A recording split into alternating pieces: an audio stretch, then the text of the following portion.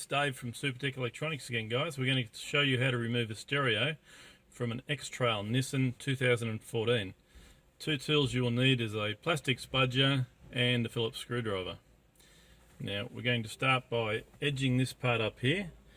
You can remove the air vent, but I don't think it's necessary. We can just edge this part up here. So get your spudger in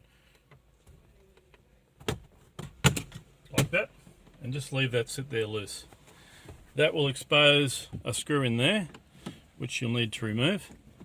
Now you need to remove this section here, and you get your fingers under it or the plastic spudger and give it a good hard pull, and that will release the clips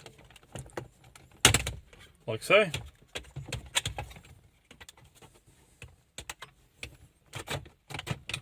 And they're the clips that you need to release, and that can just stay down there for the time being, and that will expose two more screws that you'll need to remove. Okay, now the next piece we need to remove is this part here with the start stop button on it, and once again you can just give that a good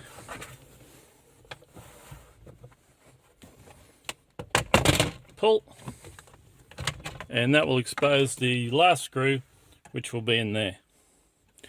Now that you've got all the screws out, the whole unit will come out with some electrical connections you'll need to unplug, like so. And on the back you'll need to remove these electrical connections by pushing the middle plastic plug and pulling the plug out.